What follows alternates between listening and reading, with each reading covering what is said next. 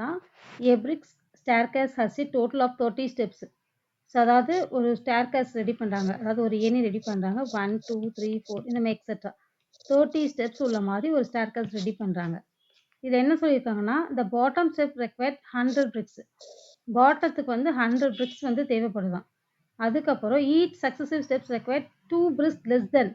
So இப்போ 100னா அடுத்தது வந்து 98. இந்த மாதிரி இப்படி போகுது ஸ்டெப்ஸு. ஓகேவா? இந்த மாதிரி ஒரு 30 ஸ்டெப்ஸ் இருக்குது. என்ன கேட்டிருக்கேன்னா how many bricks are required for the topmost step. இந்த 30th ஸ்டெப்பில் எவ்வளவு தேவைப்படுது அப்படின்னு கேட்குறாங்க. நெக்ஸ்ட் வந்து how many bricks are required to build.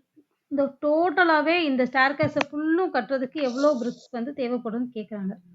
அப்போ ஃபஸ்ட்டு கொஸ்டின் என்னென்னா T30. இந்த 30th டேர்மில் எத்தனை பிரிக் இருக்குன்னு கேட்குறது. ஸோ அப்போ T30 equal to A + 29D. ஏனானது 100, 29, டியோட வேல்யூ -2. அப்போ 100 × 58. இதை சால்வ் பண்ணுறோம். T30 கண்டுபிடிச்சோம் அப்படின்னா ஆன்சர். T30 எப்படி கண்டுபிடிக்கணும்? A + 29D. ஏவோட வேல்யூ என்னது?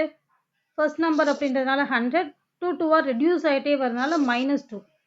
இது ரெண்டையும் இங்கே ரீப்ளேஸ் பண்ணுறோம். 29 × 2 -58, சப்ராக்ட் பண்ணால் 42. லாஸ்ட் நம்பர் 42 நமக்கு தெரிஞ்சிருச்சு.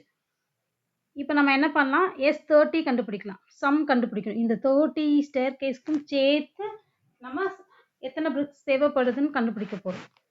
அப்போ S30 equal to 30/2 2A + n - 1 × D.